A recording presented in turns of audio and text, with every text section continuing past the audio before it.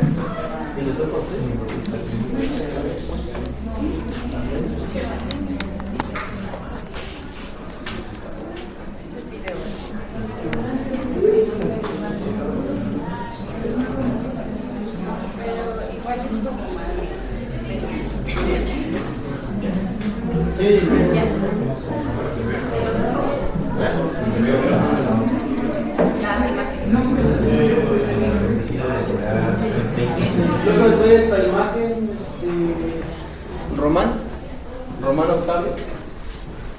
¿Sí es Román Octavio? Sí. Se llama María, tiene 52 años, lleva 3 meses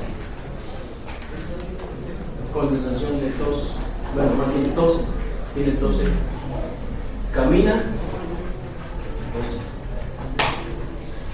La señora María fue con el médico de primer nivel de atención en un consultorio y le dieron benzonato, que es un antitusígeno de nivel central, y le dieron loratadina para la tos. Continúan el proceso y la señora María no pasa. La señora María ahora dice que desde... La señora María... La señora María dice que de 2 semanas para acá se acuesta y tose más. Doctor, me acuesto y ahora toso más. Y hasta para abrocharme la ropa siento que me canso, que me da mucho sueño. Estaba yo con mi residente y le dije, oye, ¿y qué crees que tenga? Pues neumonía, ¿no? Neumonía con una persona que lleva 3 meses de neumonía, como que no es factible. Y ves a María en una complexión delgada. Sí se ve cansada, sí se ve fatigada. Y efectivamente apenas la acostamos y siente que se ahoga y se levanta. Dice, de hecho, doctor, desde que yo me acuesto, he bajado de peso porque ya no duermo y no como bien, porque apenas me acuesto y me levanto cuando siento que me ahoga. Y cuando la acostamos a 35 grados, María tiene esto. ¿Sí alcanzan a ver?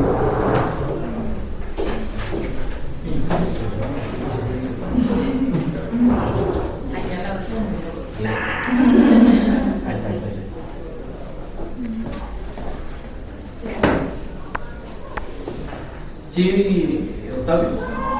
¿Sí me estás siguiendo o no? Sí. Bien. Si alcanzas a ver una sombra aquí.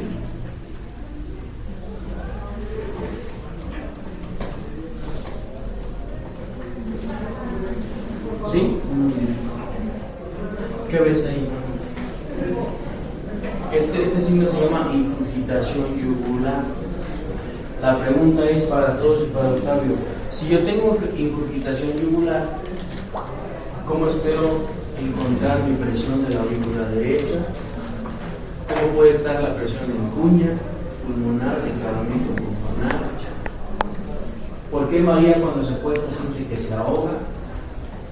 ¿Qué pasa con las resistencias o la presión capilar pulmonar? ¿Qué pasa con el gasto cardíaco de María? ¿Quién me puede decir todo eso?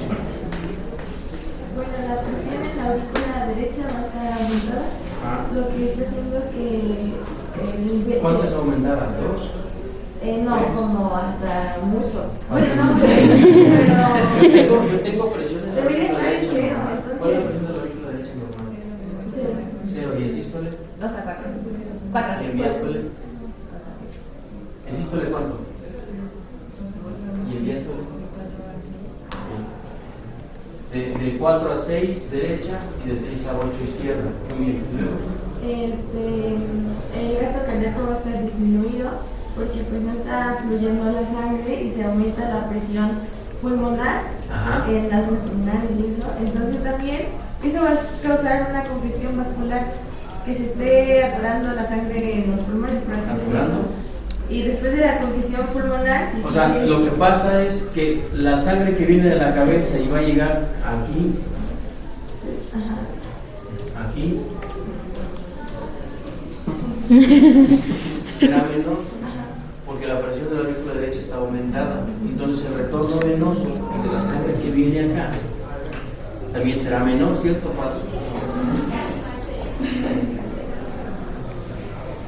¿Sí? Será menor. Entre las dos secas, después de la congestión pulmonar, vascular, si esto no se como que compensa. ¿Qué pasa con la congestión vascular?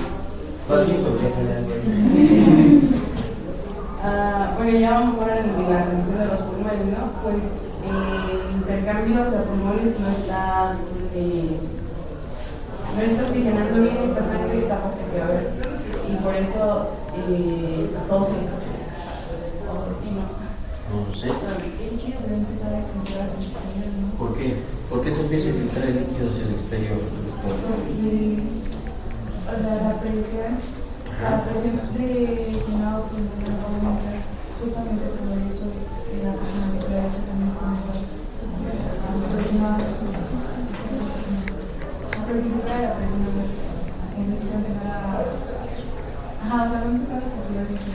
¿Qué pasa con mi gasto cardíaco, Lucina? La paciente tiene dolor. La paciente tiene tos y puede ser que se tenga un aumento en la no los pulmones, porque no hemos visto pulmones todavía, pero sí hemos visto cómo fisiológicamente yo voy a modificar o se va a comportar mi equilibrio entre la difusión o el intercambio de nutrientes, si hablamos de presiones de Starling. Entonces, si aquí la presión de la aurícula derecha está aumentada, el retorno venoso va a estar afectado, porque yo estoy cambiando diferencia de presiones. ¿Cuáles son los determinantes del flujo sanguíneo? Te digo una, la resistencia. La contractividad. La diferencia de presiones y la resistencia. Y entonces yo aquí del corazón derecho sale una presión y acá tengo cero y por eso viene un solo bombeo regresa. Pero aquí yo estoy. Pero aquí yo tengo un problema para regresar la sangre porque aumenté la presión de la aurícula derecha. Ese es el corazón derecho. ¿Qué esperaría encontrar en las piernas de María en el corazón derecho? Edema. ¿Por qué se da el edema?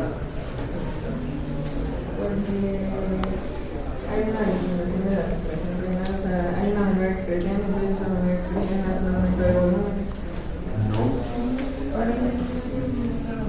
Por el estancamiento de la sangre venosa.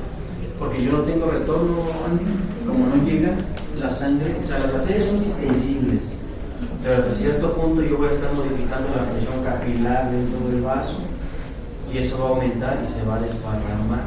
El riñón, tengo una función bien importante. ¿Cómo me ayuda el riñón para que la señora María no se esté hinchando?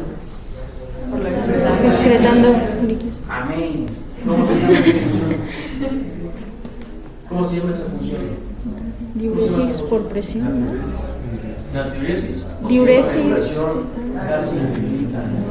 Mecanismo de regulación de control de líquidos casi infinita.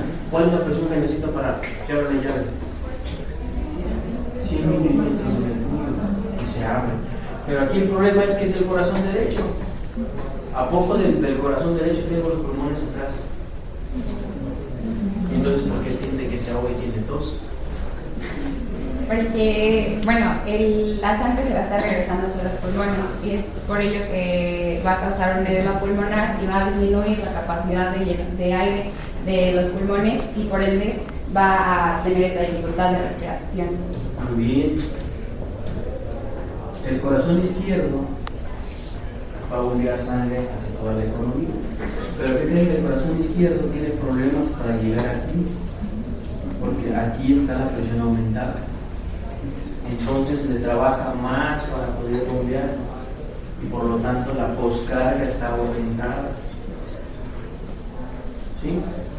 Si la poscarga está aumentada, el flujo sanguíneo se empieza a estancar y empieza a tener retrógrado, y esta es la imagen que les digo que siempre la hago, ¿verdad?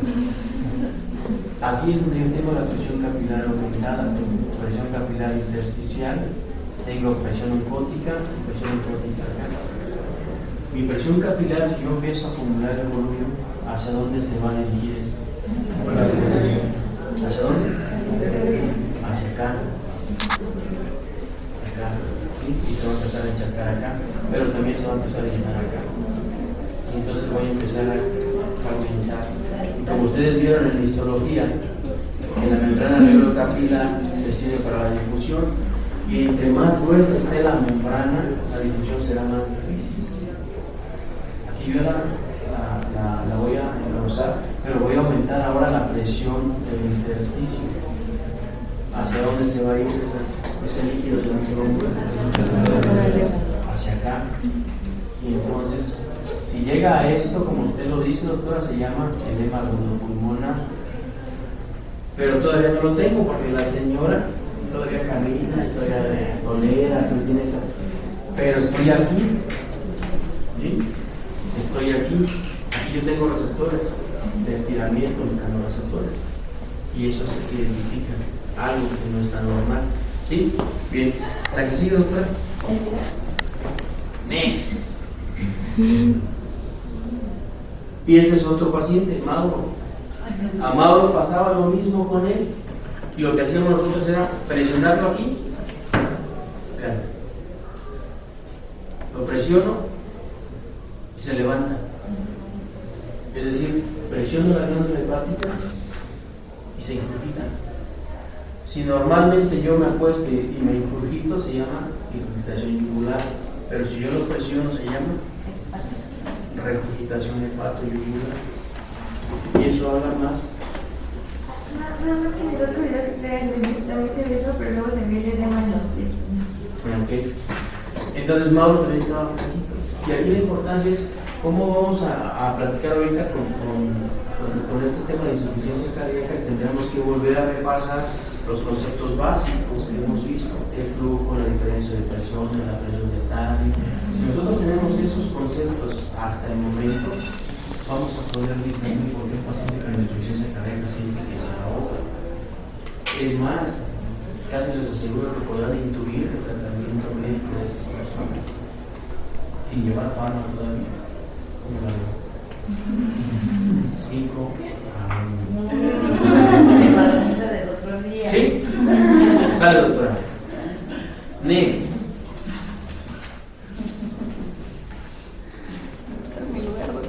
Bueno. ¿Yo? Ese es mi lugar. No. Bueno, vamos a comenzar con insuficiencia cardíaca. Primero que nada, ¿qué es la insuficiencia cardíaca? Bueno, la insuficiencia cardíaca va a ser esta dificultad del corazón de bombear sangre suficiente a todo el organismo, o en su defecto lograr bombear esta sangre pero con presiones muy anormales y muy aumentadas. Entonces, hay que recordar que va a ser muy importante que el gasto cardíaco es igual a la frecuencia cardíaca por volumen latido. Si cualquiera de una de estas dos se ve, ya sea que aumente o disminuya, va a tener un impacto en el gasto cardíaco. Bueno, el Geiger nos menciona o se centra en este capítulo en la causa más común de insuficiencia cardíaca, que es por una disminución de contractilidad del miocardio por una reducción del flujo coronario. Sin embargo, hay otras causas. A su vez, ¿qué otras causas, doctora? A su vez, primero que nada, una disminución del flujo coronario también puede venir de diferentes causas, ya sea aterosclerosis, hipertensión arterial, dislipidemia, glicosidación y tabaquismo. En el caso, bueno, para darles un ejemplo, en la aterosclerosis se va a formar una placa que va a reducir la luz arterial y por ende va a disminuir el flujo y va a disminuir el aporte de oxígeno al corazón. Y en el caso de hipertensión arterial va a haber una fuerza de cizallamiento mayor que va a estar macerando continuamente el endotelio y por ende el endotelio va a pasar de un estado protector a un inflamatorio. Recordemos que el endotelio tiene la capacidad de protegerse secretando óxido nítrico, prostaglandinas, y cuando pierde esta capacidad protectora, pues no va a secretar óxido nítrico, va a tender a inflamarse y los va a llevar a lo mismo, a una reducción de la luz arterial y a una disminución del flujo coronario. En el caso del tabaquismo, la nicotina y los radicales libres van a proporcionar que los LDL se oxiden y por ende que haya un daño también tiene dos efectos, uno procoagulante y uno vasoconstrictor en el caso del tabaquismo, que va a ser causado porque el tabaco va a aumentar la agregación plaquetaria y además va a disminuir la capacidad fibrinolítica, lo que va a haber una predisposición a trombos sobre la placa. Y bueno, todas esas causas nos van a llevar a una disminución del flujo coronario. ¿Qué le hace la viscosidad del tabaco? ¿Mande? ¿Qué le hace la viscosidad sanguínea al tabaco? ¿El tabaco qué le hace a la viscosidad de la sangre? La hace más viscosa. Por el aumento de radicales libres y y también porque como aumenta la agregación plaquetaria, va a aumentar y aumenta la cantidad de glóbulos rojos, hace poliglobulia. Entonces acuérdense, entre más glóbulos rojos, entre más elementos formes tenga yo en la sangre, la resistencia al flujo será mayor o menor. Mayor. ¿Y qué le hace la resistencia al flujo? Una alta resistencia al flujo. ¿Qué pasa con el flujo? El flujo disminuye. El flujo disminuye. ¿Qué más? Bueno, también el gasto cardíaco disminuye. Es bueno el flujo, puede aumentar. Si yo tengo una resistencia mayor, ¿qué pasa con el trabajo cardíaco? Doctora. Pero si tenía una resistencia mayor con un trabajo, pues el trabajo cardíaco tiene que aumentar para mover el mayor. ¿Y si aumenta el trabajo cardíaco? Pues la contractibilidad aumenta también. La contractibilidad. Y la diástole disminuye también. Pero la diástole disminuye también. Puede ser, pero vámonos ahorita a algo light nada más. Todavía no nos metemos en mi terreno. Aumenta la fuerza de contracción, aumenta el volumen y por lo tanto puedo condicionar flujo turbulento o no. ¿Qué le hace el flujo turbulento al vaso? Lo lastima, el endotelio lo lastima. Y entonces es un factor procoagulante, ¿no, doctora? Y ese corazón, si sigo fumando, me voy a gastar mis alveolos. Perdón, doctor. Voy a... ¿Fuma, doctor? ¿Fuma? Yo. Y eso va a generar entonces que voy a alterar mi circulación, voy a alterar mi capilar, voy a tener problemas a mediano y a largo plazo, voy a ser hipertenso per se. Si ya tengo un gen que de hipertensión, pues con el tabaco voy a ser hipertenso, por eso el tabaco se lleva muy bien con la hipertensión. ¿Sí? ¿Qué más, doctora? Bueno, como les mencioné, todos estos factores llegan a disminuir o a tener un impacto en el flujo coronario, siendo que se disminuye. Sin embargo, también nos menciona otras que no abundan en ellas, pero bueno, o sea, yo les traje como un ejemplo, digamos, que en el caso de las valvulopatías, bueno, como un ejemplo les tengo la insuficiencia mitral, que en el caso de la insuficiencia mitral, la sangre va a tender a regresar a la aurícula y por ende el volumen sistólico va a disminuir y tiene un impacto en el gasto cardíaco. La compresión externa, cuando hay una compresión externa, la presión intrapericárdica va a aumentar y la eficiencia de llenado del corazón va a disminuir, que también repercute en el gasto cardíaco. El déficit de vitamina B, como ya lo sabemos, va a tener un impacto en la síntesis de ATP, Cuando hay una reducción de ATP, pues la eficiencia miocárdica va a disminuir y miocardiopatías. Y bueno, para comenzar con la dinámica circulatoria de la insuficiencia cardíaca, vamos a tener varios casos. En el primero, hablamos de una insuficiencia cardíaca que es compensada. Esta insuficiencia cardíaca compensada va a venir a raíz de un daño en el corazón de manera moderada. Y bueno, primero vamos a tener los efectos agudos de la insuficiencia cardíaca moderada. El ejemplo que nos brinda la bibliografía es un daño súbito, tal como el infarto cardíaco, el infarto de miocardio. Este infarto de miocardio va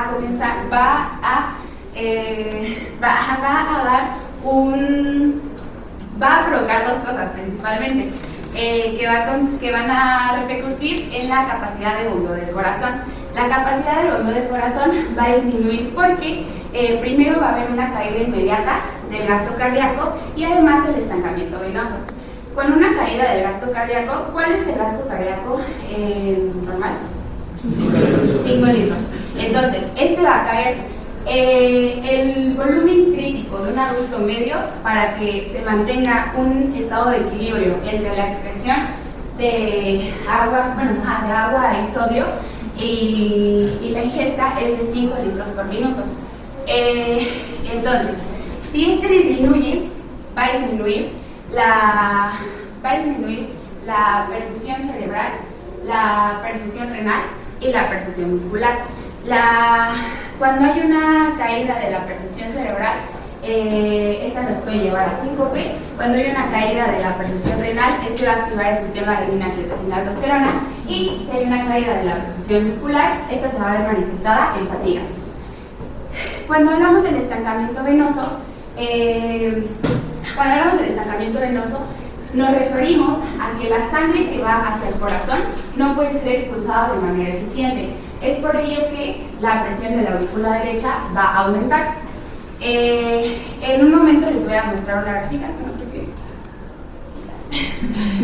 donde en el punto B es donde vamos a tener el daño súbito, que es donde baja el gasto cardíaco y aumenta el estancamiento venoso, siendo que estamos aquí con una presión de la aurícula derecha de 4 milímetros de mercurio. Bueno, si bien este estado es capaz de mantener con vida a la persona por unas horas puede producir, como ya les mencioné, un desvanecimiento por la disminución del flujo sanguíneo cerebral. Sin embargo, de 30 a 60 segundos después, ya sabemos que el sistema simpático va a actuar activando reflejos simpáticos. Estos reflejos simpáticos son, en primer lugar, los vasoreceptores que se encuentran en centro carótido. Estos van a detectar un menor estiramiento y por ende la descarga de los vasoreceptores van a disminuir y la actividad simpática va a aumentar. A la vez van a actuar los quimioreceptores detectando hipoxia y acidosis, perdón. ¿Pero por qué hipercapnia, Marco? Octavio, ¿por qué hipercapnia? El corazón deja de bombear por cualquier causa, ¿no? Porque se infartó, porque está muerto el tejido, porque hay mucho trabajo que tiene que hacer, porque está atendiendo un proceso séptico, porque está sangrando y tiene que latir más rápido y se cansa.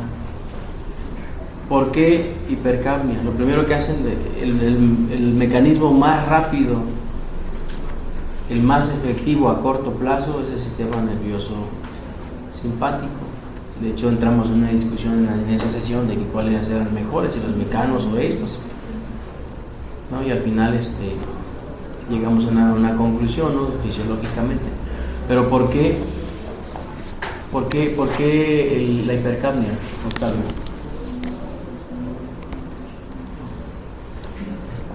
Una es dejo de tener un volumen adecuado, probablemente la resistencia va a disminuir porque no se llena, porque mi presión de llenado va a disminuir, porque disminuye el gasto cardíaco.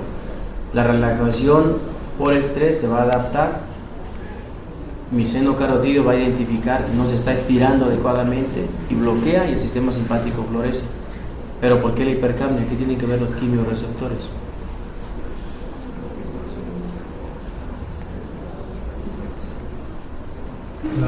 Puede ser porque no hay una buena liberación del dióxido de carbono.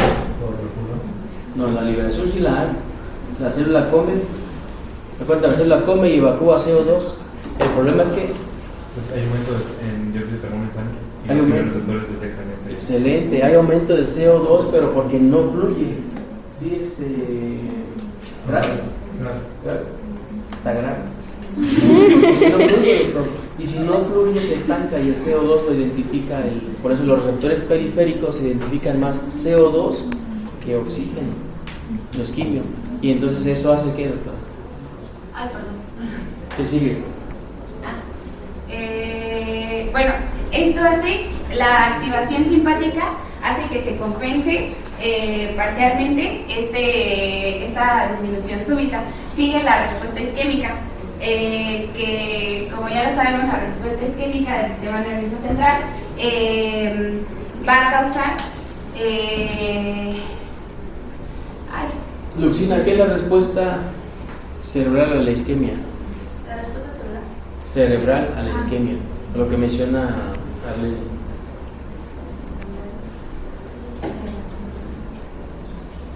Entonces es lo de la disminución del flujo a nivel cerebral, entonces eso lo detecta y activa el sistema simpático para aumentar la contractibilidad y poder aumentar el gasto cardíaco. Excelente. ¿Cuál es la presión de oxígeno mínima o la presión arterial media para que ese cerebro diga, como que a mí no me gusta y no me gusta? El cerebro, a pesar de que la anatomía y la etiología cerebral es muy fría, ¿no? Por llevar oficio 1 y llevar oficio cerebral, el sistema nervioso es muy fría, muy áspera, pobreza, te da escalofríos. Pero ¿qué creen? Que el cerebro es dulce, le gusta el azúcar. Sin azúcar no funciona y sin oxígeno no funciona. Y por lo tanto, para que le llegue buena cantidad de oxígeno necesita una buena presión. ¿Cuál es la presión de la autorregulación del flujo sanguíneo cerebral? Normal. Era pues ¿cuánto?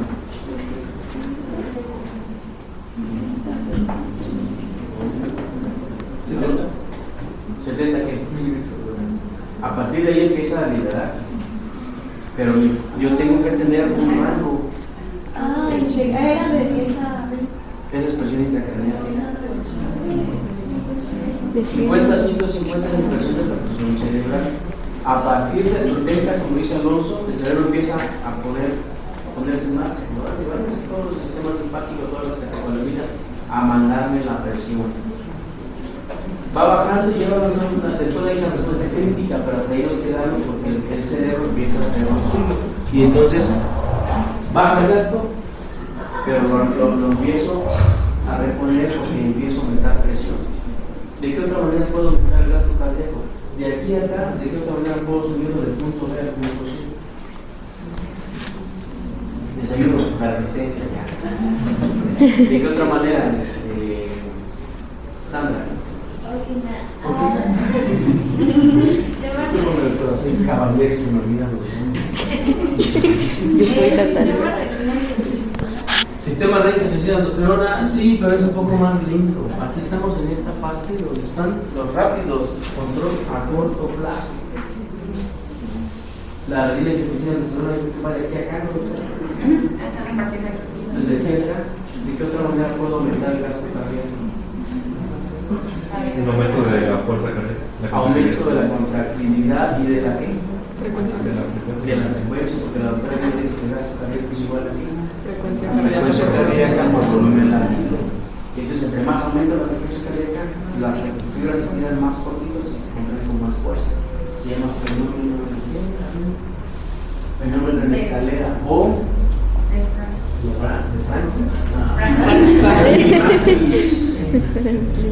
Fenómeno de escalera o fenómeno de Brampich. Por eso, una persona que se está quedando sin oxígeno porque empieza a tener insuficiencia cardíaca, ¿cómo pueden identificarlo de manera temprana?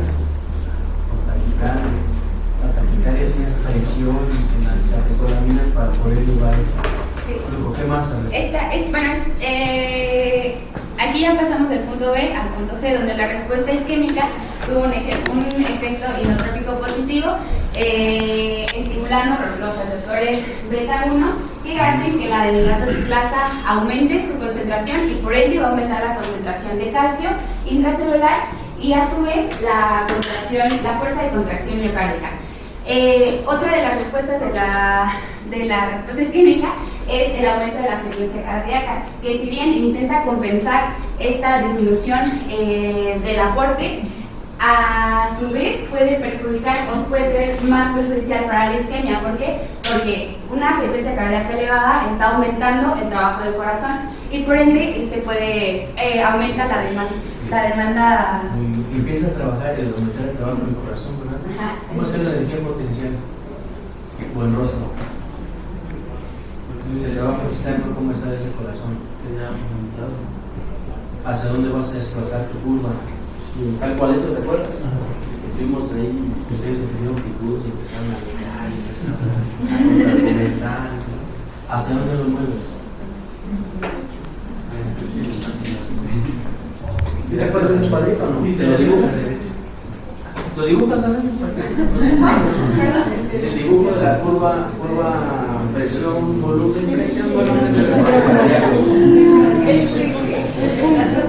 a estas alturas tenemos examen del jueves y no se acuerdan. Yo me preocuparé,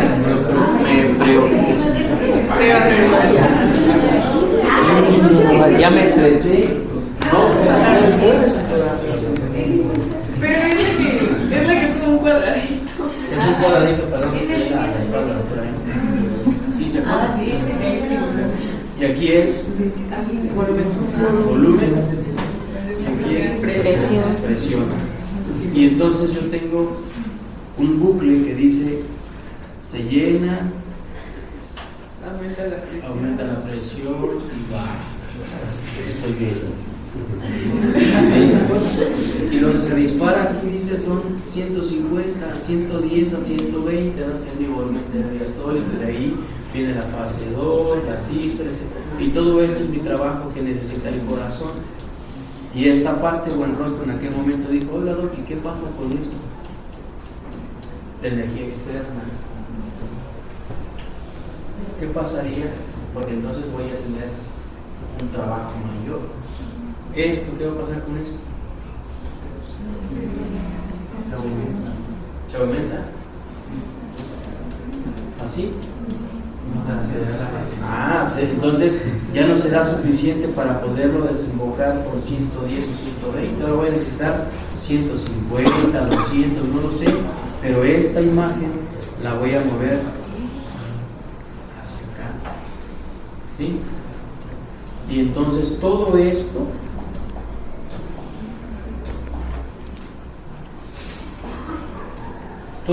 ahora será mi energía potencial, ¿verdad?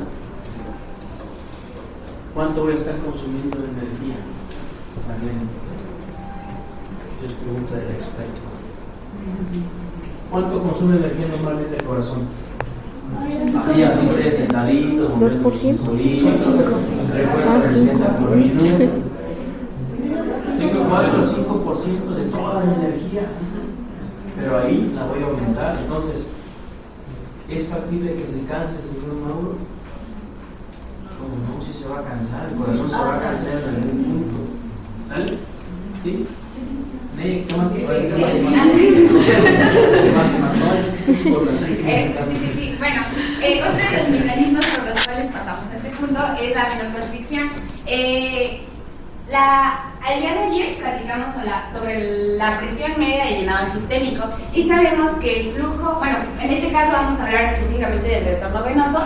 El retorno venoso va a depender de la diferencia de presiones entre la presión media del llenado sistémico y entre la presión de la aurícula derecha.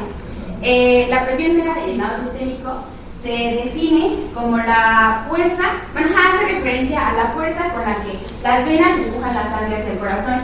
No, presión de llenado sistémico menos presión de la aurícula derecha sobre resistencia. Sí. Pero voy a olvidar, muchachos. Entonces, bueno, si ya sabemos que te pregunten por ahí el retorno venoso. Si ya sabemos que en este punto la presión de la aurícula derecha es de 4 y que el retorno venoso depende de la diferencia entre la presión de la aurícula derecha y la presión media del llenado sistémico, este debe de ser, ¿cuál es la presión normal de 7? Entonces, en este caso, si restamos 7 y 4, nos va a dar presencia muy baja. Entonces, a ver, pero quiero verlo. 7 menos 4. ¿Sí, no? Sí. Entre. ¿Cuál es la resistencia venosa? 1.4 por mililitro por cada 100 gramos de leche.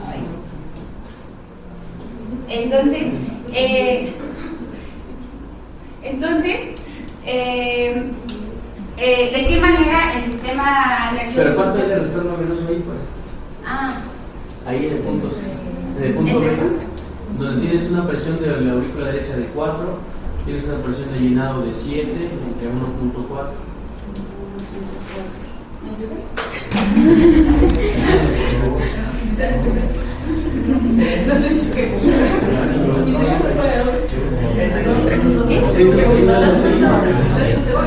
Bienvenidos al mundo. 2.14. En esa imagen yo tengo un retorno venoso de 2.14, por lo tanto mi gasto cardíaco de cuánto es. 2.14. Todo lo que entra tiene que ser. Entonces estoy jodido en ese punto, estoy jodido. 2.1, más del 50% de mi gasto cardíaco está estancado. Y por eso yo puedo desmayar, Entonces, ¿qué pasa en este punto? Además de todos los mecanismos que ya mencionamos, va a haber una venoconstricción. Esta venoconstricción va a empujar con más fuerza la sangre y va a aumentar la presión media de llenado sistémico hasta alrededor de 12 a 14 milímetros de mercurio, siendo que la diferencia de presión ya va a tener un mayor gradiente para que pueda ir el flujo de manera compensada, vaya. Bueno, ya después, aquí estamos en el punto número C, que es el corazón dañado más la estimulación simpática. Después vamos a hablar que minutos después de que sucede este daño súbito al corazón, comienza una etapa semicrónica. Esta etapa semicrónica, esta es la fórmula que les había mencionado. La primera consta de la retención hídrica de los riñones y la segunda, grados variables de recuperación del corazón. En el punto número 1 vamos a hablar de la retención hídrica en los riñones, que, primero que nada, ¿qué va a pasar? Esto ya lo sabemos, más de lo mismo. Va a llegar una menor presión en la arteriola aferente. Esto va a verse traducido en una disminución, va a activar al aparato intraglomerular para que... Pero primero de la arteriola aferente, si yo tengo una presión menor, la filtración será menor. Sí. Pues va a bajar menor cantidad de volumen, menor cantidad de sodio a través de esa alza de Heile, a través de esa nefrona, y al llegar, ¿a qué punto? ¿Dónde está el sistema intracelular? ¿Sí puedo preguntar? Sí. ¿Y dónde está el sistema intracelular? Está luego al ladito de la cápsula de boca, pero ¿en qué parte del túbulo? ¿Cómo se ha compuesto el complejo? En el distal. En el túbulo distal. El túbulo distal con las arteriolas aferentes y eferentes. Ahí yo tengo la mácula densa, tengo las células intracelulares. Entonces son tres, sí. ¿Qué identifican? Por usted. ¿Qué identifican? ¿Diferencia de presiones? La disminución de la presión. ¿Cuál? Disminución de la presión. sodio, cloro y volumen. Y ahí es donde dices, aquí no estoy completo. Y ahora sí, doctora, más. No presiones, doctora.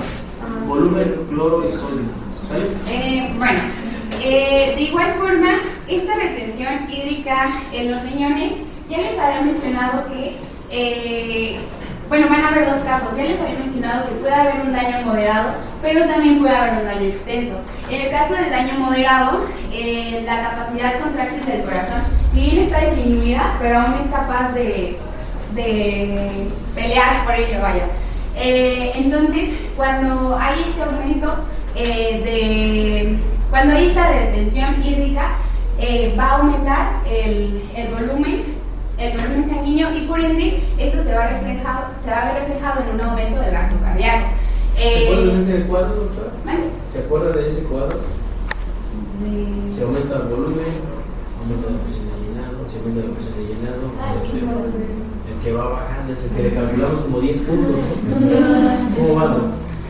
Bueno, pues, ¿No te acuerdas, doctora? Preocupante, estresante, llevamos como 20 puntos menos. ¿Cómo va ese cuadro? bueno, pues en la retención de... Es que eso es lo que va. ¿Qué es lo que quiere hacer el riñón al final de cuentas? Quiere aumentar el volumen, Aumentar quiere el aumentar el volumen. gasto cardíaco. Y aumentar el gasto cardíaco y mantener presión. Ajá. Entonces, ¿cómo lo hace? Aumentaría el volumen y llega al origen. Absorbe agua, absorbe sodio. Si absorbo agua y absorbo sodio, aumento el volumen, porque el sodio y el agua ya se ha dicho que es como la uña y la mugre, ¿no? Pueden estar. Jalo agua, jalo sodio, aumento el volumen. Si aumenta el volumen, aumenta la presión de llenado. Si aumenta la presión de llenado, aumento el retorno venoso. Si aumenta el retorno venoso, aumenta el gasto cardíaco. Si aumenta el gasto cardíaco, tengo dos vías para poder aumentar la resistencia. O sea, una es a través de las resistencias musculares periféricas y la otra es a través del gasto cardíaco. Llego a mi presión normal, luego ¿qué pasa? Ajá, y luego aumenta la diuresis y hago retroalimentación negativa. 10 puntos. Entonces, en este caso de la NES, ya lo explicamos. ¿Se entiende? aquí tenemos dos como ejemplos de cuando el corazón está dañado moderadamente y otro en donde el daño fue extenso. Tenemos a un hombre de 60 años con un antecedente de infarto pequeño hace 2 semanas. Él se va a sentir cansado al subir escaleras y la presión arterial va a ser 165 milímetros de mercurio, la frecuencia cardíaca es de 92 latidos por minuto, la fracción de eyección del 50%, no presenta edema y tampoco presenta disnea en reposo. Esto es porque, como ya les dije, la retención hídrica logró compensar y establecer parcialmente en reposo el gasto cardíaco. Sin embargo, la reserva cardíaca sigue siendo baja. En caso contrario,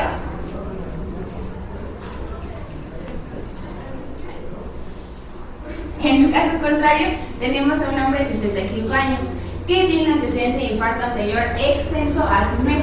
En este caso, el paciente presenta disnea en reposo, ortopnea, edema en piernas y también ha tenido un aumento progresivo de peso en los últimos 10 días. Los datos clínicos que tenemos es que tiene una presión arterial de 90-60 milímetros de mercurio, una frecuencia cardíaca de 110 latidos por minuto y una fracción de eyección del 25%. Es decir, que está muy reducido. ¿Esto por qué pasa? Porque esta retención hídrica va a empezar a convertirse en un círculo vicioso. El riñón no va a estar detectando que más aumento de líquido no está compensando el gasto cardíaco. Eso no está detectando que le está llegando menos volumen, está detectando hiperperfusión. Entonces él va a seguir reteniendo hasta que logre llegar a sus 5 litros críticos. Sin embargo, esto nunca va a pasar porque el corazón ya está dándolo todo. O sea, el corazón ya está en toda su capacidad contráctil y no lo va a lograr. Entonces, este es el punto donde la compensación se vuelve descompensación. Y entonces, yo tengo una duda para usted. Bueno, yo quiero preguntarle a ustedes. Si Gaito lo dijo, prácticamente es ley, ¿verdad? Pero ustedes con bajo el juicio clínico, fisiológico que tienen, ya hemos platicado, ¿será correcta la palabra descompensada versus compensada? O sea, ¿es correcto? Bueno, fisiológicamente pudiera aplicar el que era la insuficiencia cardíaca descompensada. Porque uno lo compensa y la otra está descompensada. ¿Es correcto? ¿Por? Pues prácticamente la palabra descompensado no está diciendo que está pasando. A ver si no está. No, pero el problema clínico.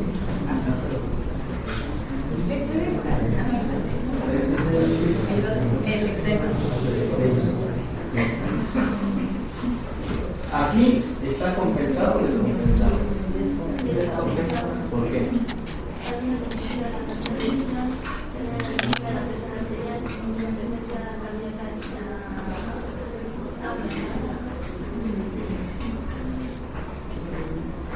¿Opinión?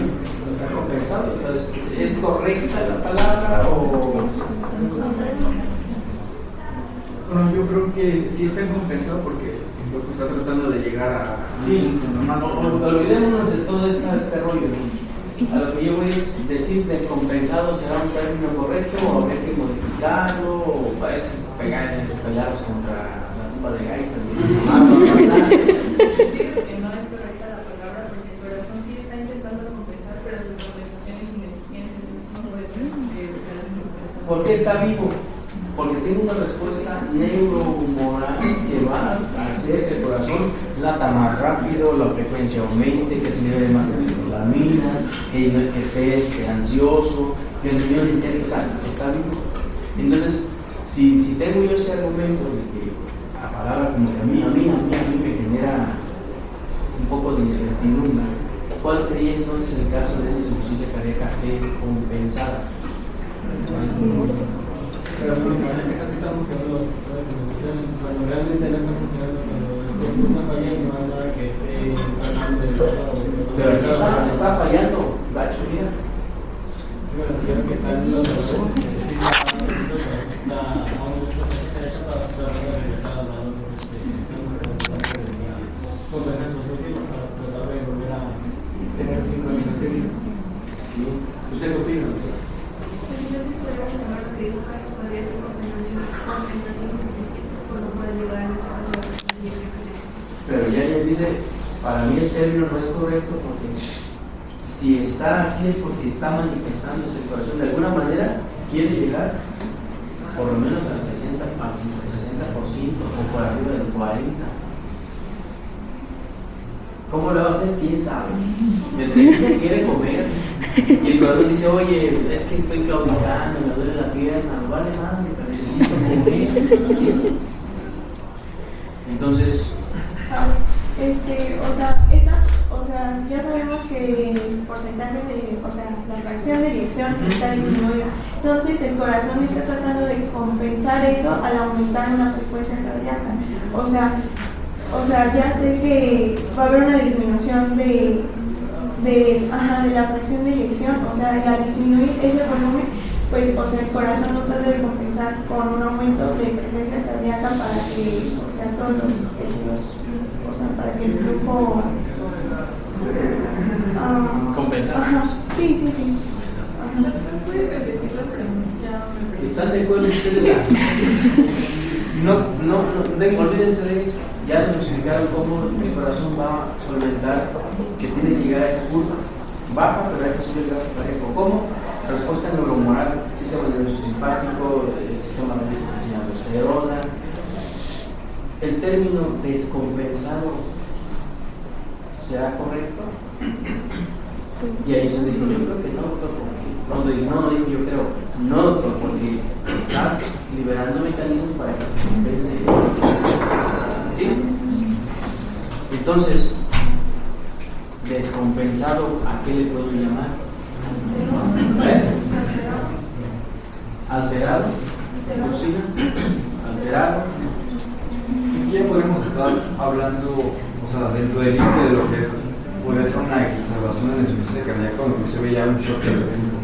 Creo que como tal la definición de descompensado sería más allá cuando ya el corazón pues no está cumpliendo las demandas. ¿Y cuándo pasa eso? Metabólicas. Cuando ya el corazón ya está muy... Cuando está muerto. Mientras esté vivo, puede estar produciendo catecolaminas, produciendo los medicamentos necesarios para mantener una función. Entonces estoy compensando. Pero cuando se me acaban las reservas, dígame, doctora. No, es que insuficiencia, bien lo dijo ella, insuficiencia, y es parte de la intervención que tengo, dice, es la incapacidad del corazón para bombear sangre. Pero si nos vamos un poco a la exigencia y todo lo que nos explica, entonces el término, la definición de insuficiencia cardíaca es una respuesta neuromoral secundario a la imposibilidad que tiene el corazón para bombear sangre. Porque no solamente es la bomba, es una respuesta de simpáticos. Es una respuesta de renina, angiotensina, aldosterona. Nos hace falta que nos mencionen biomarcadores de estrés cardíaco que hacen que, oye, si me estoy hinchando, pues ábrele la llave y que se tire. Si el niño no quiere porque dice me hace falta volumen y yo agarro, pues hay que ir por otro lado en donde le podamos dar una fuga y empieza a salir agua. Entonces, hasta ese punto yo estoy compensando. Hasta ese punto dice, bueno, por eso surge eso de insuficiencia cardíaca con fracción de eyección reducida, aquella que está por abajo de 40. Insuficiencia cardíaca con fracción de eyección preservada, cuando tengo de 50 arriba, y de 40 a 50, ¿qué? Bueno, actualmente las recomendaciones dicen insuficiencia cardíaca de fracción de eyección normal, de fracción de eyección preservada y de fracción de eyección reducida. De aquí sale el numerito y los términos de la A. Pero si nos vamos a la parte aguda, la descompensación es solamente con el paciente está en choque cardiogénico y aún así se sigue dependiendo, pues está muerto.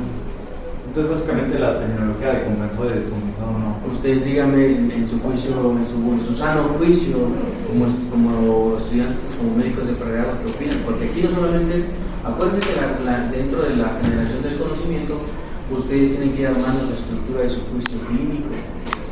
Y eso es lo bonito de la medicina. Porque entonces si a mí me dicen que todavía para el edema agudo común es amarrarle los brazos, estamos jodidos. Entonces, considero que no es correcto el término. ¿Está arraigado en los libros? Pues sí, no hay nada que hacer, pero ahora actualmente incluso ya se maneja como insuficiencia cardíaca con deterioro de su clase funcional. ¿Vale? Está interesante, ¿verdad?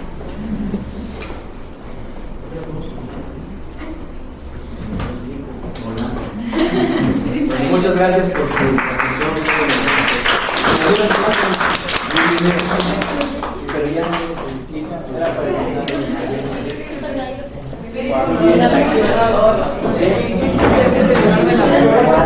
esto es como lugar de castigo. No me digas eso. No, sí, para no ver.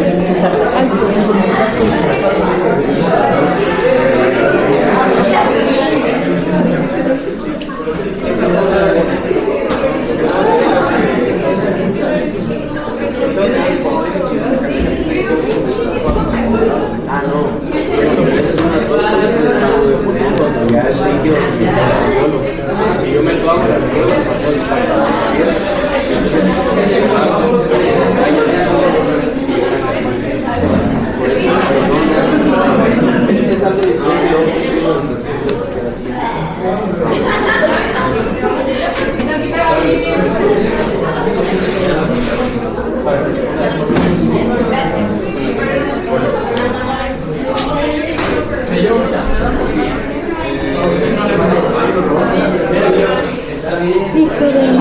no sabía que...